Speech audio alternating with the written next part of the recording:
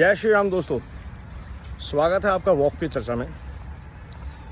कल युद्ध बिल्कुल क्लियर तरीके से बजाया गया। एक स्टेज पे थे सारे भ्रष्ट, सारे परिवार, भ्रष्टाचार में लिप्त परिवार, और एक तरफ आह्वान था उन भ्रष्टाचारियों के खिलाफ युद्ध का।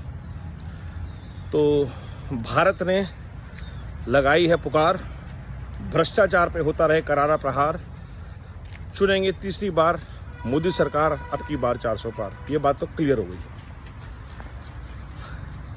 क्योंकि मोदी सरकार आई रही है। दो रिक्वेस्ट पहले ही जा चुकी हैं, जनसंख्या नियंत्रण कानून आते ही, और दूसरी गई है स्पोर्ट्स इकोसिस्टम को क्लीन अप करने की, जहाँ पे बहुत भ्रष्टाचार है। आज इसी संख्या में तीसरी रिक्वेस्ट भारत की न्याय व्यवस्था को स्ट्रीमलाइन करने की। आज बहुत ज़रूरी है कि वापस आते ही सबसे पहला काम जो मोदी सरकार करे वो है भारत की न्याय व्यवस्था को सुदृढ़ करे। भारतीय न्याय संहिता आने वाली है 1 जून से, ये सबको पता ही है। लेकिन जुडिशरी का क्या करेंगे? आप लॉ तो बना देंगे, लेकिन अगर जुडिशियल रिफॉर्म नहीं आते हैं, कोलेजियम सिस्टम चलता रहता है, there is no process, there is no transparency in appointment of judges और delivery of justice। क्यों नहीं 4 डेट में जस्टिस करना मैंडेटरी होता? आज की ज़माने में टेक्नोलॉजी, फॉरेंसिक्स के साथ, प्रूफ्स के साथ, क्यों जिसके ऊपर उत्पीड़न हुआ है उसका और टार्चर बार बार किया जाता है न्याय व्यवस्था द्वारा? उसका रीज़न हम सबको भी पता है कि ये न्याय व्यवस्था अंग्रेज़ों ने बनाई थी भारतीयों के उत्पीड़न के लिए। हमने उस न्याय व्यवस्था को आगे बढ़ाया। अब जबकि ट्रांसफॉर्मेशन आई रही है, तो एक जुडिशियल सिस्टम को रिफॉर्म करने की जिम्मेदारी भी भारत सरकार के ऊपर होनी चाहिए। और ये पहली लिस्ट ऑफ डिमांड्स में से वेरी प्रोमिनेंट डिमांड है सारे भारत की। क्यों? क्योंकि जब आप जुडिशरी को ख़रीदते हैं तो आप करप्शन को बेचते हैं। आप कोई भी केस देख लीजिए, जब तक ये भ्रष्ट परिवारों के ऊपर प्रेशर नहीं आया तब तक इनको कानून याद नहीं आया, संविधान याद नहीं आया। तब तक ये सारे संविधान तोड़ रहे थे, आज जो संविधान की दुहाई दे रहे हैं। तो बहुत ज़रूरी है, भ्रष्टाचार पे अगर लगाम लगानी है तो लोगों के उत्पीड़न पे लगाम लगानी है, वोट बैंक की पॉलिटिक्स पे लगाम लगानी है। आप justice delivery system, law enforcement tight कर दीजिए, सब ट्रैक पे आ जाते हैं। जब आपको पता है कि कोई भी बड़े से बड़ा नेता, बड़े से बड़ा अफसर, बड़े से बड़ा बिजनेसमैन अगर कुछ भी गलत करेगा तो उसके लिए भी वही न्याय व्यवस्था है जो मेरे पास है। उसके पास 50 लाख रुपए की 1 तारीख वाला वकील नहीं है, सरकारी वकील भी उतना ही अच्छा है। ये जो भ्रष्ट तंत्र चल रहा है वकीलों का, जजेस का, ऐसा क्या काम करते हैं वकील जो उनको 50 लाख की तारीख मिलती है, पेमेंट लेते हैं? वो क्वालिफिकेशन है, कानून ज़्यादा अच्छा जानते हैं। प्योरली ये है कि उस 50 लाख में से सबको पैसा बढ़ता है।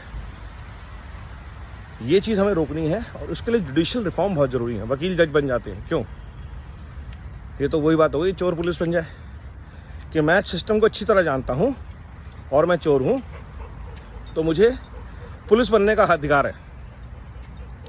ये सिस्टम हमें एब्सोल्युटली चेंज करना है, क्योंकि कल तक एक आदमी जो किसी क्रिमिनल की पैरवी कर रहा था वो आज उस क्रिमिनल के केस में ही फैसले देगा।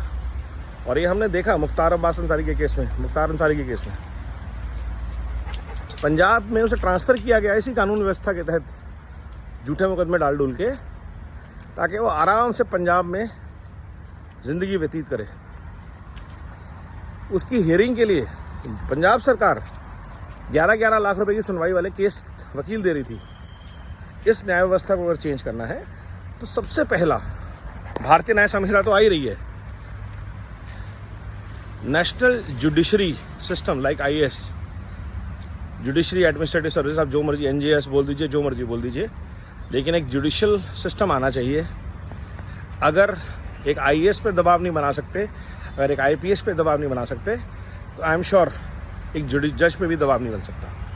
अगर एक IAS IPS ईमानदारी से अपना काम करने की कुव्वत रखते हैं under all pressure and public dealing, ये एक्सक्यूजेस जज के लिए काम नहीं करते कि जज को प्राइवेसी चाहिए, सोचने का टाइम चाहिए, हर तरीके से देखना पड़ता है। No, absolutely not acceptable. तो मोदी जी से, टीम नमो से मोदी 3.0 में सबसे तीसरी खास demand, judicial reform should be immediately implemented along with sports reform which will empower the youth and the ecosystem, and जनसंख्या नियंत्रण कानून, वो भी इसलिए क्योंकि पर कैपिटा इनकम और विकसित भारत के लिए बहुत ज़रूरी है कि अगले 25 साल में हमारी जनसंख्या पे लगाम डले। बहुत ज़रूरी है ये, नहीं तो आप जितनी मर्जी आमदनी बढ़ाते जाइए, एक ऑस्ट्रेलिया अगर हम हर साल देश में जोड़ते जाएंगे तो हम कभी भी विकसित भारत के जो आज विश्वव्यापी लक्ष्य है $30,000 और वट एवर नॉट, वो हम नहीं प्राप्त कर सकते। जनसंख्या नियंत्रण पर कैपिटा, तो जैसे आपकी पॉपुलेशन कम होती है, कंट्रोल में आती है, आपकी पर कैपिटा इनकम अपने आप बढ़ जाती है। Simple mathematics, it will help in विकसित भारत मिशन। वंदे भारत, वंदे मातरम, नमो भारत।